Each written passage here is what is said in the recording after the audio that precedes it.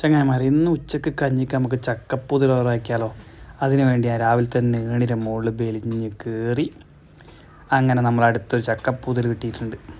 ഇതിനെ നമുക്ക് അങ്ങ് തട്ടാം. അതിനുശേഷം ഞാൻ താഴെ ഇറങ്ങി ചെറിയ പീസാക്കി എടുത്ത് ചക്കപ്പൂതൽ എന്നിട്ട് നമ്മളെ ജാറിലെടുത്തിട്ട് റെഡിയാക്കി വെച്ച് നമുക്കത് അടിച്ചെടുക്കാം മെഷീനിൽ. അതിനുശേഷം ജാറിലടിച്ചെടുത്തേ നല്ല ചെറിയ പരുവത്തിലായിട്ടുണ്ട്. അതിനുശേഷം നമുക്കൊരു ചെറിയൊരു പാത്രത്തിലേക്ക് ഇതിനെല്ലാം മാറ്റാം. മൊത്തത്തിൽ ഇതിനെ എല്ലാം ഈ ഒരു പാത്രത്തിലേക്ക് മാറ്റി തടവി എടുത്ത് സെറ്റാക്കി വെക്കുക. അതിന് ശേഷം നമുക്ക് അടുത്ത സ്റ്റെപ്പ് എന്ന് പറഞ്ഞാൽ ഇതിൽ ചേർക്കേണ്ട പച്ചമുളക്, നമ്മളെ വാട്ടുപറങ്കി, വെളുത്തുള്ളി ഇതെല്ലാം സെറ്റ് ചെയ്യാം. എന്നിട്ട് ഇതിനെ നമുക്ക് കത്തി വെച്ചിട്ട് ചെറിയ പീസാക്കിയിട്ട് അരിഞ്ഞെടുക്കാം. വെളുത്തുള്ളിനെ അത് കട്ട് ചെയ്തെടുക്കുക. അതിന് ശേഷം നമ്മളെ വാട്ടുപറങ്കിയില്ലേ അതിനെയും ചെറുതായി കട്ട് ചെയ്തെടുക്കുക. ഇതെല്ലാം കഴിഞ്ഞാൽ അടുത്ത സ്റ്റെപ്പ് എന്ന് പറഞ്ഞു കഴിഞ്ഞാൽ നമ്മളെ വെളുത്തുള്ളി ആട്ടണ ചതക്കണം.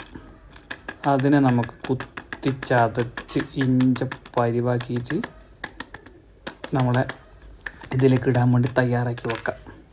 പിന്നെ അടുത്ത സ്റ്റെപ്പ് എന്ന് പറഞ്ഞാൽ സ്റ്റൗവിൽ കത്തിക്കലാണ്. പാത്രം വെക്കുക, സ്റ്റൗ അങ്ങ് കത്തിക്കുക. അതിനുശേഷം അടുത്ത സ്റ്റെപ്പ് നമ്മുടെ നാടൻ വെളിച്ചെണ്ണ കുറച്ച് അതിലേക്ക് ഒഴിച്ച് കൊടുത്ത് നമ്മളെ കടുകിനിട്ടങ്ങ് പൊട്ടിക്കുക. കടുകാട്ട പൊട്ടി തെറിക്കുന്നുണ്ട് കണ്ണിലേക്കല്ലോ.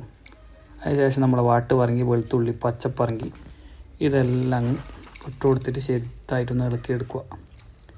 പിന്നെ നമ്മളെ ചക്കപ്പൂതലിനെ മൊത്തം ഇതിലിട്ട് സെറ്റാക്കി വെച്ചിട്ട് ഒന്ന് ഇളക്കിയെടുക്കുക.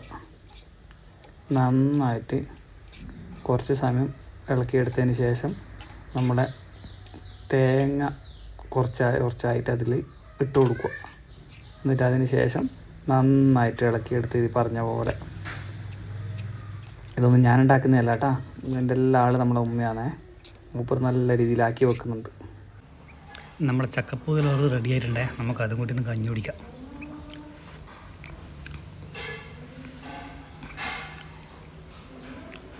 അടിപൊളി സംഭവം, പൊളിച്ചിന് കേട്ടോ.